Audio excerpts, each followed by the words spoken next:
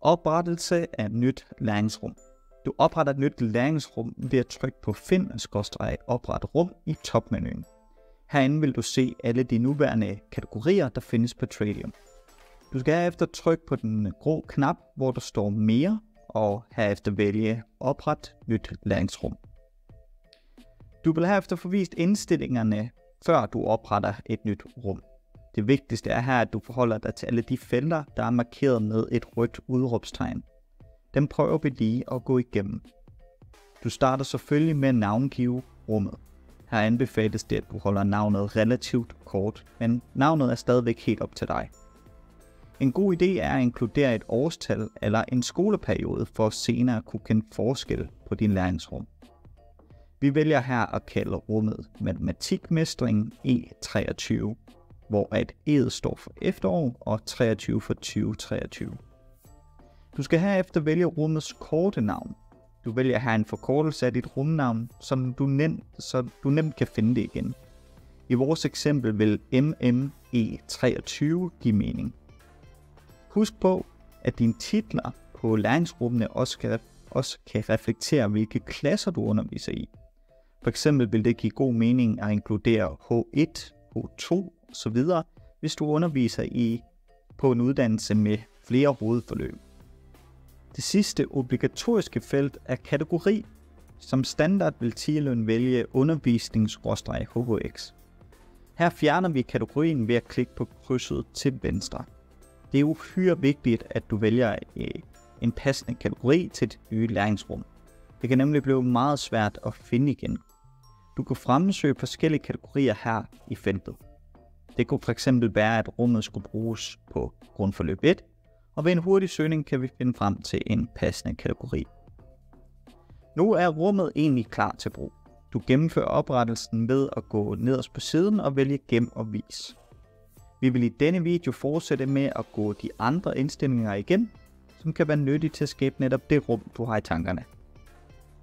Fortsætter vi under kategori, ser vi kursets synlighed. Denne indstilling er blot, om kurset skal være synligt eller ej. Der er ingen elever, der vil kunne se rummet, før de er blevet tilføjet, så den lader vi stå på Vis. Under dette har vi start- og slutdatoen. Her kan du bestemme, hvornår rummet bliver tilgængeligt for eleverne, typisk i forbindelse med en skolestart. Slutdatoen definerer derimod, hvornår læringsrummet slutter.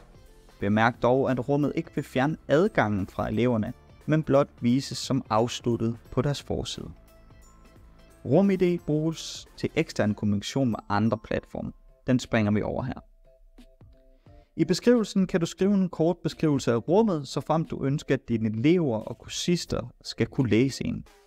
Bemærk, at der også, når der søges efter et rum, f.eks. i søg kursus, så søges der altså også efter de her beskrivelser her. Så det kan være en god måde at tilføje nogle ekstra søgeord til eneste rum. I de tilknyttede filer kan vi give rummet en forside, som gør, at den nemt kan findes af dine elever på deres forside. Billedet har det bedst med at være i opløsningen 735 x 390, men du vil kunne smide hvilket som helst billede ind, og så vil Tieløn tilpasse sig så godt som muligt. Vi vil anbefale online-værktøjet Pixlr til at lave dine forsidebilleder. Under kursusformat kan du definere, hvordan du gerne vil have, at dit kursus skal se ud. Vi vil her fokusere på de to mest anvendte formater på hele Tradium. Det første det hedder det fleksible sektionsformat samt Praxis Grid. Vi anbefaler kraftigt, at man vælger et af disse formater, da de er de mest brugervenlige for begyndere i Tieløn, men også for elever og kursister at navigere rundt i.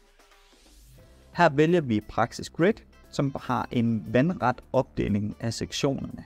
Du kan selv prøve med fleksibel sektionsformat, hvis du gerne vil have en mere horisontal opsætning. Under antallet af sektioner vælger vi, hvor mange sektioner vi vil have.